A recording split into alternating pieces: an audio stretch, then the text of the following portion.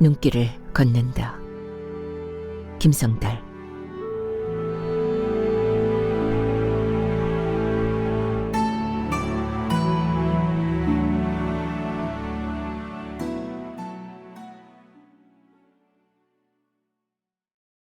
눈발이 점점 굵어지고 있었다.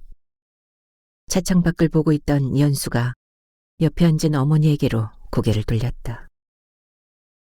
손잡이를 잡은 어머니의 손등에 시퍼런 핏줄이 도드라져 보였다. 물끄러미 바라보던 연수는 생각난 듯이 자신의 손을 내려다보았다. 그 순간 성마른 목소리가 들려왔다. 네 둘의 손이 어울린다고 생각했드나? 줄곧 창밖에 시선을 준 채 말이 없던 어머니였다. 연수는 마치 부끄러운 것을 들킨 사람처럼 무릎 위에 가만히 놓아두었던 손을 얼른 허벅지 밑으로 감추었다. 점심 무렵부터 내리기 시작한 눈은 세상을 온통 흰빛으로 바꾸었다. 연휴 첫날 갑작스러운 폭설로 고속도로는 주차장을 방불케 했다. 며칠 전 대구에 사는 외삼촌이 큰딸 유미의 결혼을 알려왔다. 유미는 20살 어린 나이에 이른 결혼을 했다가 이혼을 하고 혼자 아이 둘을 키우며 살고 있었는데 다시 시작할 인연을 만난 모양이었다. 전화를 끊은 연수가 어머니의 의중을 물어보려고 방문을 여는데 마치 기다렸다는 듯이 무엇인가가 얼굴로 날아들었다. 왼쪽 뺨을 아슬아슬하게 비껴 바닥에 떨어진 것은 묵형이 베어있는 붓펜이었다. 왜 그러세요? 불을 켜지 않은 어머니 방은 사물의 윤곽이 흐릿했다. 곧 베라먹을 것이 나오지를 않아. 그렇다고 그걸 던지세요. 다시 사오라고 하지. 몇 번이나 말했는데 니년이 말을 듣기나 했냐? 몇 번은커녕 처음 듣는 말이었다. 고개를 가로저으며 방 안에 전등을 켠 연수가 붓펜을 집으려고 손을 내밀었지만 좀처럼 잡히지 않아 허둥거렸다. 그걸 지켜보다 심술궂은 어린아이처럼 붓펜을 냉큼 집어든 어머니가 연수의 등을 세게 후려쳤다. 나쁜 년! 어머니가 평생 입에 달고 살던 천수경을 직접 필사하겠다고 노트와 붓펜을 요구한 것은 연수가 구치소에 수감된 상진의 면회를 다녀오던 날이었다. 휴대폰을 통해 들려오는 성마른 목소리에 연수는 목구멍까지 차오른 엄마 그를 모르잖아 하는 말이 차마 입 밖으로 나오지 않았다. 문방구에서 한지로 묶은 노트와 붓펜을 사들고 집으로 걸어가던 연수는 갑자기 몰려오는 절망감에 아득해졌다. 하필이면 지금. 그때부터 어머니의 치매가 시작되었지만 연수는 아무에게도 내색하지 않았다. 눈빛 위로 겨울 어둠이 여운의 그림자도 없이 빠르게 번질 즈음 버스는 대구에 도착했다. 예상보다 서너 시간이나 더 걸려서인지 승객 모두가 지쳐 보였다. 대구 역시 온통 눈세상이었다. 발목이 파묻히는 눈길을 걸어 정류장에서 시내버스를 기다렸지만 좀처럼 오지 않고 어쩌다 보이는 택시도 그냥 지나쳤다. 외삼촌의 아파트는 터미널에서 멀지 않지만 가파른 언덕을 올라야 했다. 백발이 성성한 택시기사가 차라리 걸어가는 게 훨씬 빠르다고 일러주었다. 연수는 나란히 서 있는 어머니를 곁눈질했다. 혼자 몸 같으면 벌써 택시기사의 말을 따랐을 것이지만 다리 관절이 나쁜 어머니를 눈바람 속에 걷게 할 수 없었다. 난감했다. 우두커니 서 있던 어머니가 그런 연수의 속내를 들여다본 것처럼 목에 둘렀던 빨간 목도리를 풀어 머리와 얼굴을 감싸며 앞으로 나섰다. 아버지 기다린다. 어서 가자. 아버지라면 치를 떨던 어머니는 치매가 시작되자 아버지부터 찾았다. 미끄럽고 어두워서 안 돼요. 아버지 기다린다니까.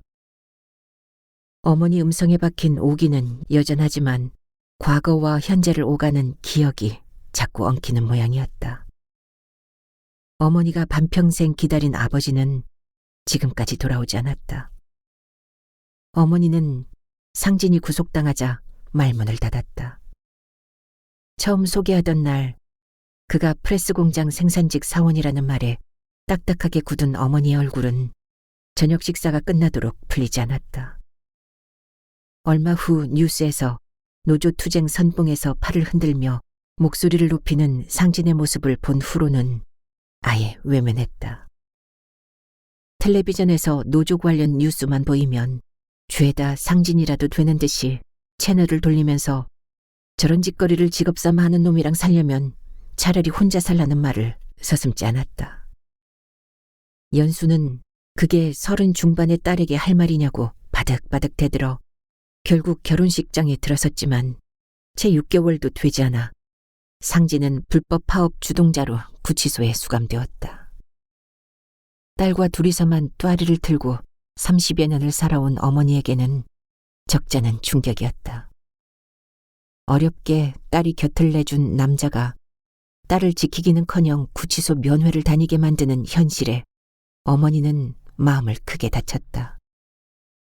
평생 시장에서 장사하며 딸 하나는 남부럽지 않게 키웠다는 자부심이 대단한 어머니였다. 어머니의 그런 자부심을 충족시키려고 연수도 열심히 노력했지만 평범한 성적으로 평범한 대학을 졸업하고 중견 출판사에 취직해 월급과 상여금을 꼬박꼬박 받는 게 고작이었다. 그렇지만 연수의 그런 평범조차 남편 없이 살아온 어머니에게는 남다른 자부심이었다. 자부심을 생채기낸 상처가 급격한 치매를 부른 게 아닌가 싶어 연수는 내심 불안했다. 연수는 눈과 어둠이 섞여 질벅거리는 길을 조심해서 천천히 걸었다. 어머니가 그런 연수 뒤를 바지런히 쫓았다. 건널목을 2개 건너자 뿌연 가로등마저 뜸해지며 주위가 점점 어두워졌다. 연휴가 시작된 날이라 상점은 일찍 셔터를 내렸고 그 앞에 내놓은 쓰레기 더미 위에 쌓이는 눈이 자꾸 미끄러졌다. 머리를 감싼 어머니의 빨간 목도리에도 쌓인 눈이 흘러내렸고 어깨에도 마찬가지였다. 앞서 걷던 연수가 돌아보면 어머니는 어서 가라고 손을 내두르면서도 길이 미끄러워 몸이 기우뚱할 때마다 연수가 내민 손을 매몰차게 거절했다. 눈앞이 지척을 분간할 수 없을 정도로 어두워지면서 차가운 바람이 섞인 눈발이 따가운 가시덤불이 되어 앞을 막아서는 바람에 거친 숨을 내쉬며 따라오던 어머니의 발걸음이 급격히 느려졌다. 사방에서 피할 수 없이 쏟아지는 눈발 아래에서 어머니를 기다리며 연수는 상진을 생각했다. 차가운 감방에서 어떻게 견디고 있을까 싶으면서도 구치소로 들어가며 씩씩하게 흔들던 상진의 손을 떠올리면 어쩐지 모욕이라도 받은 것처럼 얼굴이 화투화하게 붉어졌다. 상진이 사라지기 무섭게 기다렸다는 듯이 그 증상이 다시 시작되었기 때문이었다. 대학을 졸업하고 출판사에 들어가 편집 에디터로 10여 년째 근무 중인 연수에게 그 증세가 나타난 것은 출간 준비 중인 번역 원고를 읽던 중이었다. 여기에 하나의 손이 있다는 것을 당신이 알고 있다면 당신이 어떤 주장을 하든지 모두 인정하겠다. 이 문장 앞에서 연수는 갑자기 감전당한 듯이 꼼짝할 수 없었다. 손에 관해 특별한 관심이 있거나 그럴 이유가 없었지만 이상하게도 그 문장에 사로잡혀 눈길을 떼지 못했다. 얼마나 지났을까. 문장을 짚고 있던 자신의 검지손가락이 끝에서부터 차츰차츰 지우개로 지우는 것처럼 뭉개지는 것 같았다. 당황해서 얼른 손가락을 움켜쥐었지만 검지손가락은 물론 손가락이 몽땅 사라지고 없었다. 놀라서 무엇인가 잡아보려고 손을 뻗었지만 손가락이 사라진 손은 볼펜조차 쥘 수 없었다. 어쩔 줄 몰라 허둥거리는데 거짓말처럼 눈앞에 손가락이 고스란히 나타났다. 너무나 감쪽 같아 실제로 그런 일을 겪었나 싶을 정도였다. 얼른 번역 원고를 덮은 연수는 10년 동안 글자를 만지며 살아왔으니 이제 좀 쉬라는 경고 정도로 받아들이면서 퇴근을 서둘렀다. 그날 밤 연수는 아주 기분 나쁜 꿈을 꾸었다. 분명히 물건을 들고 있는데 손이 보이지 않고 감촉이 느껴지지 않았다. 그뿐만 아니라 종아리 아래가 허전해서 내려다보니 잘린 듯이 발이 사라졌다. 너무 놀라 깨보니 한밤중이었다. 회사에 출근한 연수가 컴퓨터를 켜려는 순간 그 증상이 현실로 나타나기 시작했다. 컴퓨터의 시작 버튼을 누르는데 손가락이 보이지 않았다. 다리가 잘린 듯이 허전해서 일어나 보니 걷기조차 힘들었다. 분명히 제자리에서 멀쩡하게 붙어있는 손과 발이지만 보이지 않았다. 점심을 거르고 병원으로 달려갔다. 선생님, 갑자기 손가락과 손이 보이지 않아요. 이것저것 묻던 의사가 짧게 뱉었다. 불안 히스테리입니다. 불안이라니. 긴 세월 동안 어머니와 둘이 살아오면서 아버지 부재에 불안을 느끼기는 했지만 크게 의식하지 않고 살아왔다. 30을 넘기면서 직장에서의 자리가 신경이 쓰이기는 했지만 아직은 견딜만 했다. 결혼을 해야 한다는 강박관념도 없었다. 두어 명의 남자를 사귀었지만 이내 헤어졌다. 어머니도 결혼 때문에 연수를 강다짐하지 않았다. 의사가 물었다. 출판사 편집 에디터라고 하셨죠? 네. 연수의 대답에 의사가 대수롭지 않게 말했다. 활자 불안 히스테리입니다. 한동안 그러다가 괜찮아질 겁니다. 활자 불안 히스테리라는 말에 연수는 활자를 들여다보다가 문득문득 지나온 10년보다 앞으로 더 많은 날에도 활자를 만지며 보내게 되리라는 예감에 우울해하던 기억이 났다. 이 일이 나를 파괴할지도 모른다는 이상한 조바심에 초조할 때도 있었다. 그만큼 활자를 만지는 일은 연수의 온 신경을 초조하게 만들었다. 하지만 초보 편집자로서 교정 교열 맞춤법 익히기와 초교와 재교 3교를 볼 때 유의사항을 숙지하고 재판, 인쇄, 재본소 현장을 뛰어다닐 때의 신나는 희열을 여전히 간직하고 있었다. 10년차 편집자로서 어느 정도 자신의 정체성을 확립하고 있다는 자부심도 상당했다. 일간지 기자가 꿈이었지만 어느 날 우연히 발견한 채용 광고에 끌려 출판을 운명처럼 받아들였던 연수는 활자불안 히스테리 정도는 충분히 극복할 수 있다고 스스로를 다독이며 병원을 나왔다. 이튿날부터 연수는 퇴근 시간이면 바로 집으로 왔다. 그동안 걸핏하면 야근이거나 원고 뭉치를 들고 오는 바람에 어머니와 마주 앉아 밥 먹을 시간조차 없었다. 어머니는 퇴근 시간에 맞추어 들어서는 연수가 이상한 듯이 요모조모 살폈다. 그렇게 열흘 정도 지나도록 별다른 증상이 없어 마음을 놓나 싶었는데 또다시 손발이 보이지 않는 증상이 나타났다가 사라지는 일상이 반복되었다. 연수는 눈으로 손을 확인하지 않으면 일을 못했고 눈을 감으면 바로 그 순간 몸이 무기력하게 무너져 버렸다. 점점 자신에 대한 의식이 희미해지며 존재한다는 느낌이 들지 않았다. 내가 정말 나인지 누군가에게 묻고 싶었지만 그런 걸 물었다가는 미친년 취급을 당할 게 뻔했다.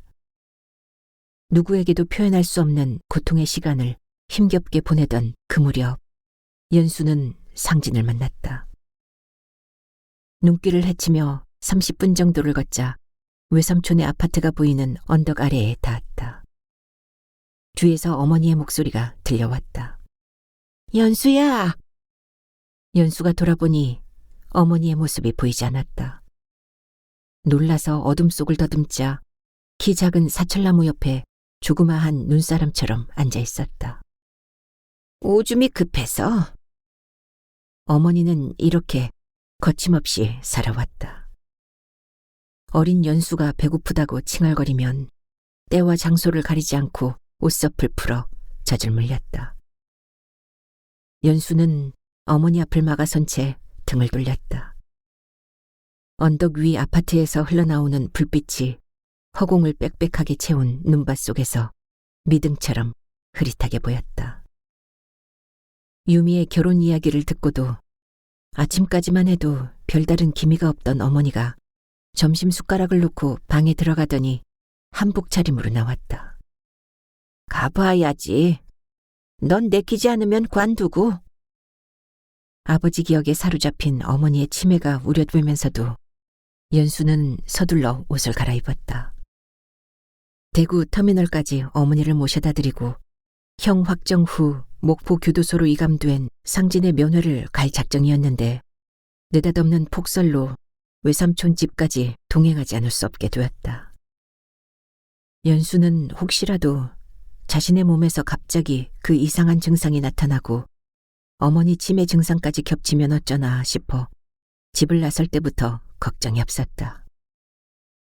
일어나서도 걸음을 옮기지 못하고 멍하니 서 있던 어머니가 낯선 얼굴로 주위를 두리번거리더니 불쑥 뱉었다.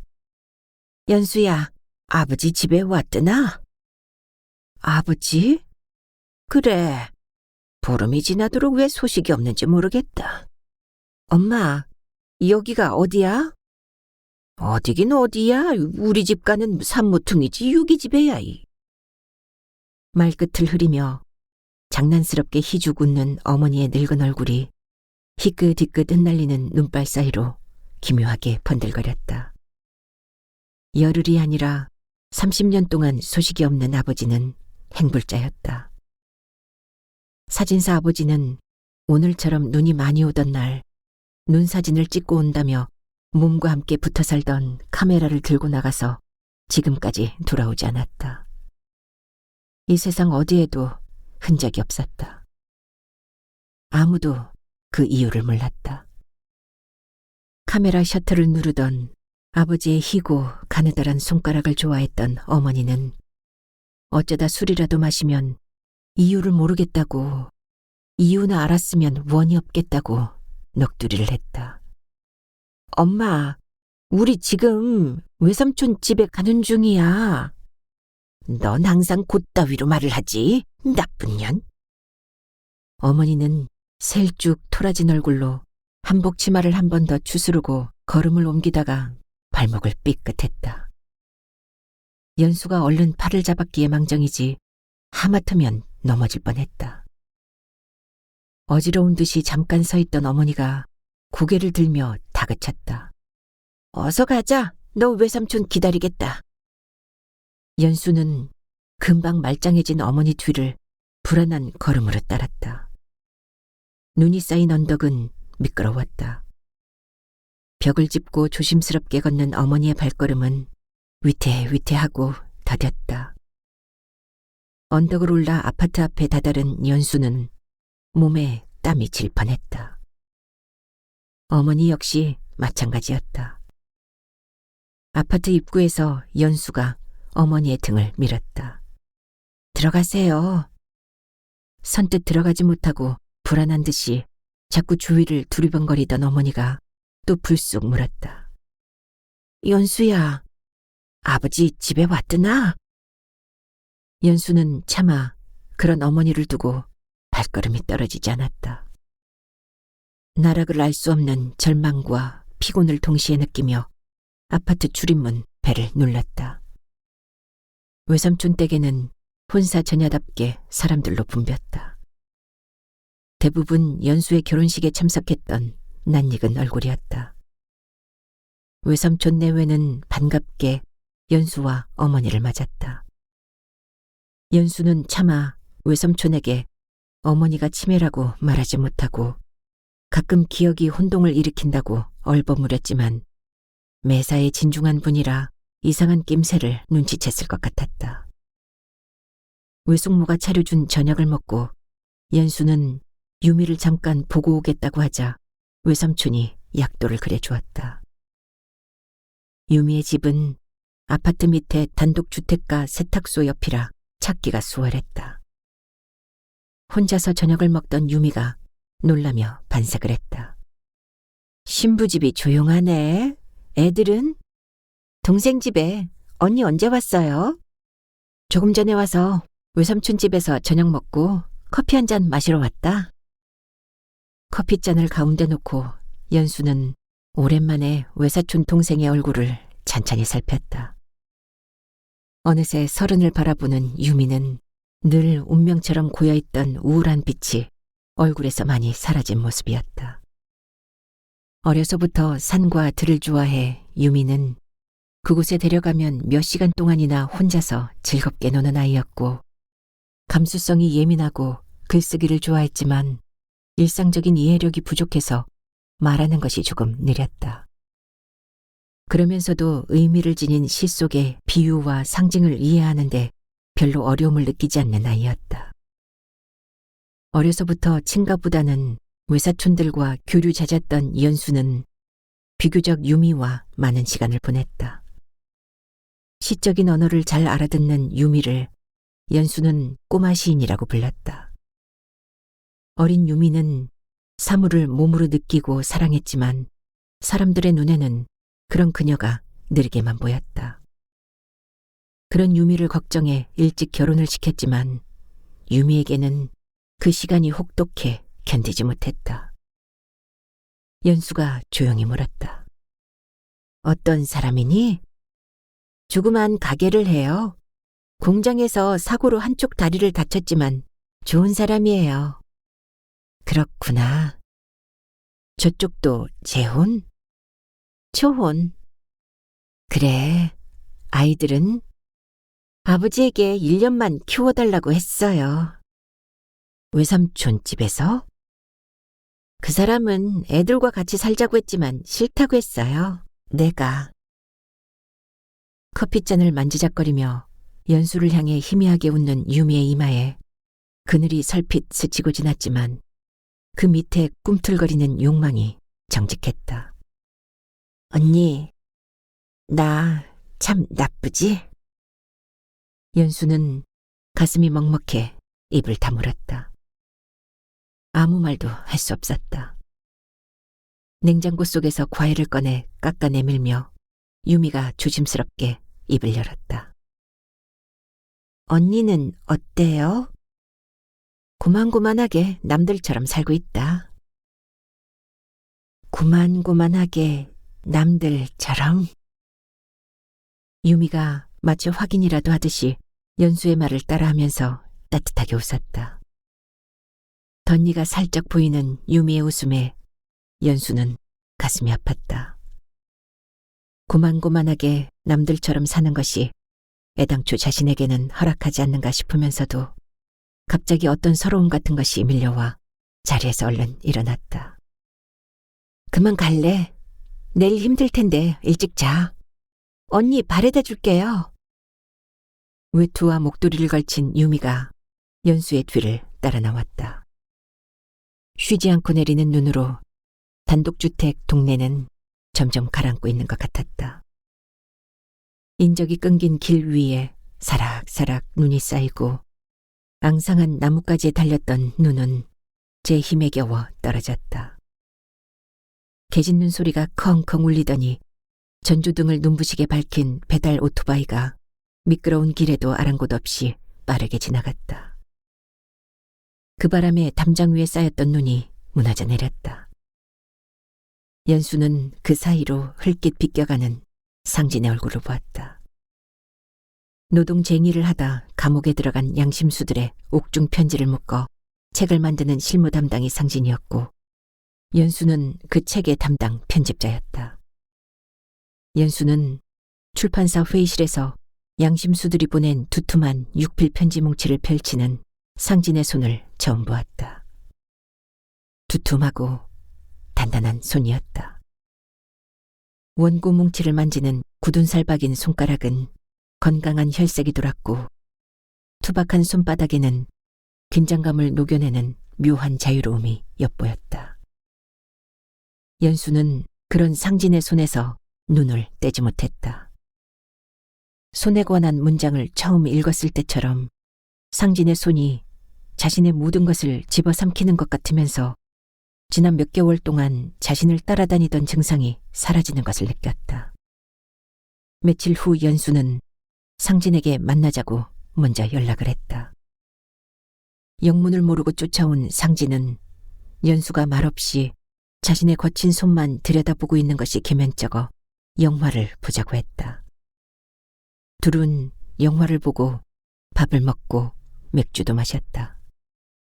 몇 번 만난 후에는 상진의 차를 타고 야외로 나가기도 했다. 상진을 만난 이후 연수는 몸에 보이던 증세가 씻은 듯 깨끗하게 사라졌다. 현장에서 일하며 노조 활동을 하는 상진은 부모를 여의고 혼자서 두 동생을 키운 가장이었다. 일찍부터 손으로 세상의 이치를 배웠고 무엇보다도 손을 믿는 남자였다. 연수는 그런 상진의 손이 큰 의지가 되었다. 활자에 갇혀 살아온 자신의 손은 상진의 손이 만들어내는 세상에 생소하면서도 고통이 사라지는 편안한 이기심 때문에 서둘러 청혼을 했다.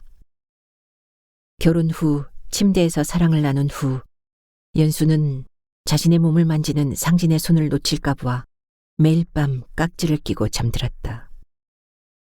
연수는 상진이 구속되자 기다렸다는 듯이 손과 발이 사라지는 증상에 시달렸다. 그런 증상을 내색하지 않으려고 얼마나 노력했는지 모른다. 몇 시간 동안 조각상처럼 앉아서 일하면서 의식적으로 자세를 유지하려고 애썼지만 자연스러운 자세를 취할 수 없었다. 억지로 만들어낸 부자연스러운 자세에 늘 주의를 기울여야 했다. 밥을 먹으면서 손톱에 피멍이 들 정도로 숟가락과 젓가락을 꽉 쥐곤 했다. 아플 만큼 꽉 쥐지 않으면 금방 떨어뜨리기 때문이었다. 잠이 깬 아침이면 발이 보이지 않아 침대에서 내려오지 못하고 한참 동안 버둥거릴 때가 많았다. 연수는 자신의 그런 상태를 적절하게 표현할 수 있는 말이 없었다. 공감을 얻기도 어려웠다. 온몸이 멀쩡한 연수가 시내버스에 올라 눈앞에 손잡이를 잡지 못하고 손을 허우적거리면 누구도 그 모습을 이해하지 못했다. 조바심에 야위어가는 연수를 보다 못한 의사는 정신과 전문의를 소개해 주었다. 눈앞에서 손과 발이 자꾸 사라진다는 연수의 말에 정신과 의사는 차분하게 입을 열었다. 정밀 검사를 해봐야겠지만 몸의 고유 감각에 문제가 있는 것 같습니다. 고유 감각이라뇨? 몸에 달린 눈과 같은 것입니다. 몸의 눈이라고요? 몸이 자기라는 것을 느끼는 감각으로 우리 몸에 있는 제6감이라는 겁니다. 제6감은 근육, 관절, 힘줄과 같이 우리 몸에 움직이는 부분을 따라 전달되는 감각의 흐름입니다. 인간은 의식할 수 없는 이 감각을 통해 몸의 움직임, 위치 같은 것이 끊임없이 감지되고 수정되면서 몸이 자신을 볼 수 있게 해주는 겁니다. 그것에 문제가 생기면요? 자신의 몸을 볼 수 없게 됩니다. 몸을 볼 수 없다고요? 정밀 검사를 해보아야 알겠지만 문제는 아직까지 치료 방법이 없다는 겁니다. 고유 감각이라는 말을 끝도 없이 중얼거리며 병원을 나온 연수는 몸을 볼 수 없다는 느낌을 안고서 평생 살아가는 인생은 도대체 무슨 의미일까 하는 생각에 진저리를 쳤다. 유미야, 세상이 이렇게 눈에 덮여 사라지듯이 만약에 몸이 눈앞에서 사라져버린다면 어떻게 될까? 언니, 무슨 말인지. 연수의 팔을 살그머니 잡으며 되물은 유미는 계속 그렇게 잡은 채 눈길을 걸었다.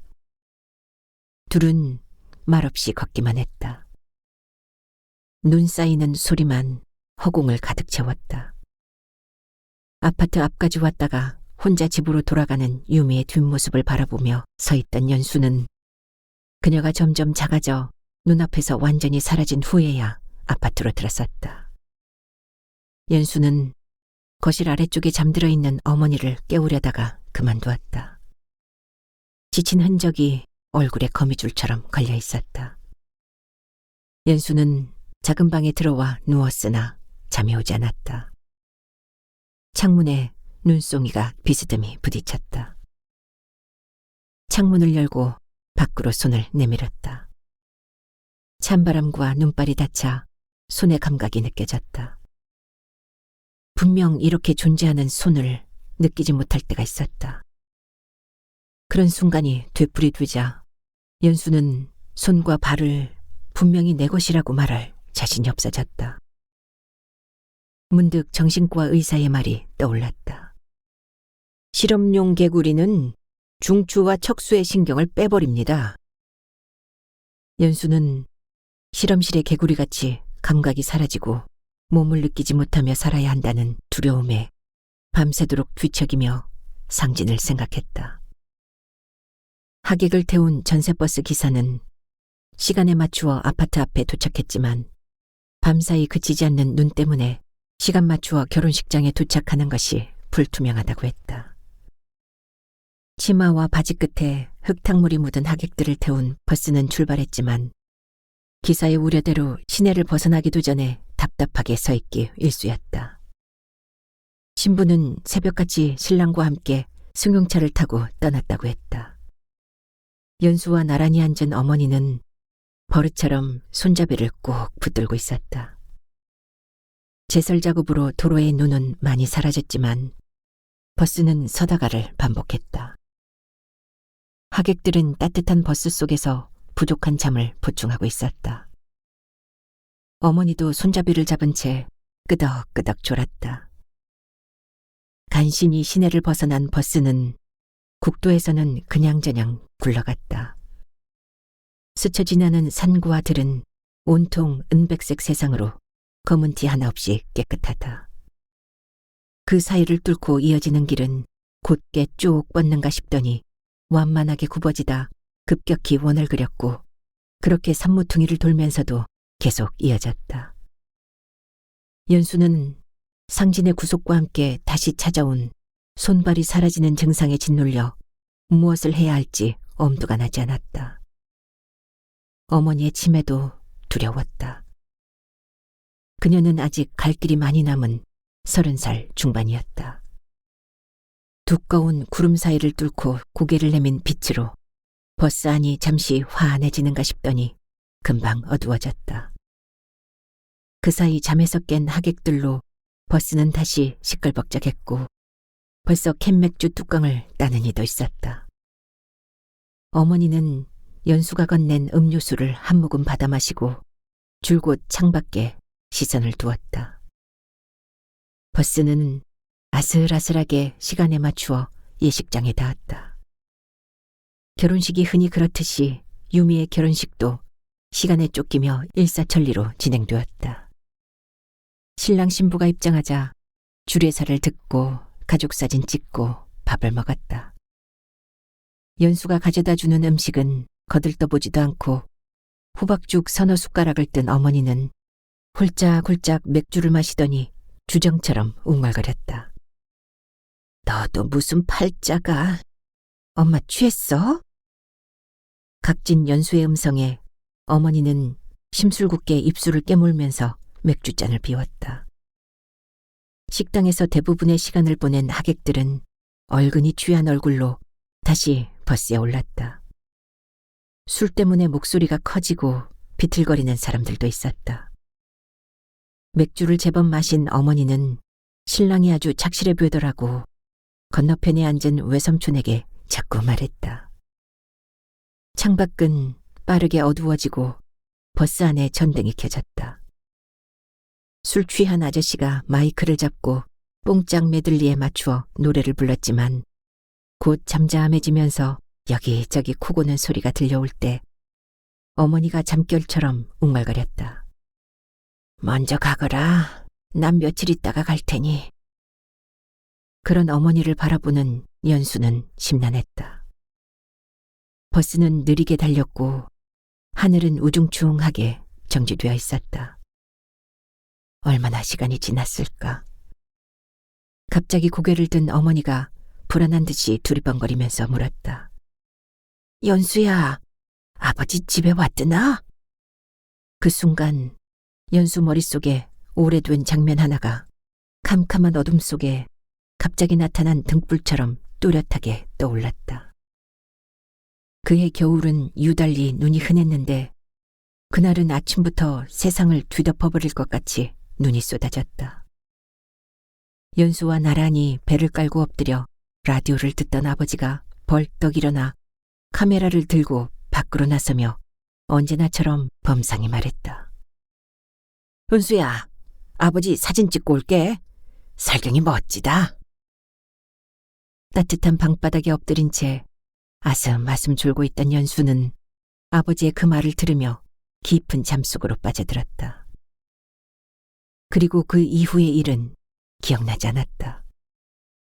어머니는 아버지가 모습을 보이지 않은 후부터 새벽에 연수 밥을 차려놓고 집을 나섰다가 밤이 되어서야 돌아왔다. 그날도 연수는 방에 엎드려 어머니를 기다리는데 갑작스레 눈이 쏟아졌다. 곧 그치려니 했는데 그게 아니었다. 작심한 듯이 퍼붓기 시작하더니 삽시간에 마을을 하얗게 바꾸어 놓았다. 처음 보는 폭설이었다. 앞산에서 소나무 가지가 쩍쩍 비명을 지르며 찢어졌다. 읍내를 오가던 버스가 끊기고 마을은 삽시간에 가라앉았다. 신장로는 눈 속에 파묻혔고 인적이 끊어졌는데 어머니는 좀처럼 돌아오지 않았다. 연수는 방문을 활짝 열어놓고 눈을 보고 있었다. 마당에는 자꾸자꾸 눈이 쌓였다. 개짖는 소리가 이따금 들려왔을 뿐 마을은 섬뜩하도록 고요했다. 왕왕 울리던 마을 스피커도 지목했다. 무서운 정적이 처마 끝을 맴돌다 눈덩이와 함께 떨어지곤 했다. 연수는 밖을 바라보며 볼륨을 높여 라디오 연속극을 들었다. 아버지가 사라진 후 라디오는 연수의 것이 되었다. 어린이 연속극이 끝났는데도 어머니는 모습을 보이지 않았다. 시장에서 장사를 하는 어머니는 항상 어린이 라디오 연속극이 끝나면 마당으로 들어서곤 했다. 연수는 옷을 주섬주섬 챙겨 입고 어머니가 신던 장화와 외투를 뒤집어 쓰고 무작정 밖으로 나왔다. 희게 변한 세상은 무엇인가 끊임없이 부러지거나 내려앉는 소리만 들릴 뿐 움직이는 것이 없었다. 목재소 마당에 쌓아둔 나무에 눈이 덮여 마치 산 같았다. 연수는 버스가 다니는 신장로를 따라 걸었다. 어머니가 그 길을 걸어오지 싶었다. 무릎까지 쌓인 눈 때문에 걷기 힘들었지만 무엇에 홀린 사람처럼 걸었다. 마을 입구의 상여집을 지나면서 더럭 겁이 났지만 돌아가기는 싫었다. 눈과 어둠에 갇힌 마을이 희미한 불빛을 흘리며 등 뒤로 점점 멀어지고 개짖는 소리가 아련히 들려왔다. 산모퉁이를 돌아서자 기다렸다는 듯이 어둠이 연수에게 달려들었다. 장화 속에 눈이 들어가 질퍽거리고 발이 시렸다. 금방이라도 귀신이 튀어나올 것 같아 머리끝이 쭈뼛거렸다. 더 나아갈 수도 뒤돌아설 수도 없는 난감한 지경에 허둥거리는데 무슨 소리가 들렸다. 아무것도 보이지 않는데 그 소리는 점점 크게 들려왔다.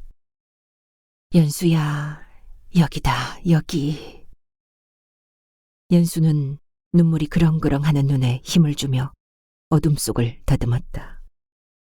비바람으로부터 송덕비를 보호하는 좁은 지붕이 눈에 들어왔고 그 밑에 쭈그리고 앉아 숨을 돌리고 있는 어머니가 보였다. 치마를 추스르고 일어서던 어머니는 눈과 눈물이 뒤범벅된 얼굴로 반갑게 다가서는 연수를 보자 반기기는커녕 다그치듯이 물었다. 연수야, 아버지 집에 왔드나? 얼른 대답 못하는 연수를 마뜩찮게 노려보던 어머니는 말없이 획 돌아섰다. 그때 크게 뜬 어머니의 눈에는 어린 연수의 눈으로 포착할 수조차 없는 무서운 기운이 칼날처럼 곤두서 있었는데 그 기운이 너무나도 일방적으로 연수의 얼굴에 파편처럼 날아와 박혔다. 순식간의 일이었고 어머니는 이내 가쁜 숨을 내뿜으며 쏟아지는 눈 속에서 길을 만들며 걸어갔다. 연수는 그런 어머니 뒤를 숨을 헐떡이며 따랐다. 혼자 올 때보다도 더 힘이 들며 춥고 배가 고팠다. 질퍽거리는 장화가 무거웠다. 차츰 걸음이 헝클어지면서 어머니와의 거리가 점점 멀어졌다. 손과 발의 감각이 사라지는 것을 느끼면서도 어머니를 부를 수 없었다. 어머니는 무릎까지 쌓인 눈을 뚫고 집으로 가는 동안 한 번도 뒤를 돌아보지 않았다.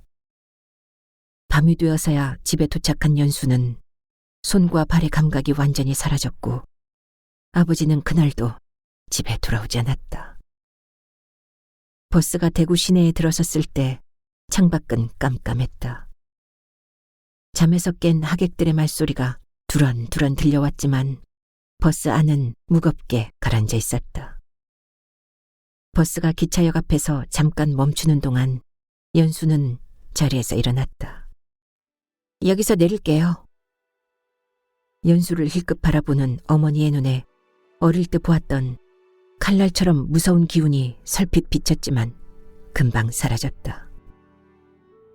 기억의 혼란에 시달리는 치매 환자의 눈으로 자신을 바라보는 어머니의 눈빛이 너무 처연해 연수는 하마터면 그 자리에 주저앉을 뻔했다. 연수를 비롯해 서너 명의 하객을 내려놓고 버스는 떠났다. 어머니가 버스 안에서 허이 손을 흔들었다. 연수도 잠깐 손을 들었다 놓았다. 같이 내린 사람들이 바쁘게 어둠 속으로 사라지는 동안 연수는 불빛이 환한 역사를 쳐다보았다. 저 역사에서 밤기차를 타면 마지막으로 도착하는 곳에 상진이 있었다.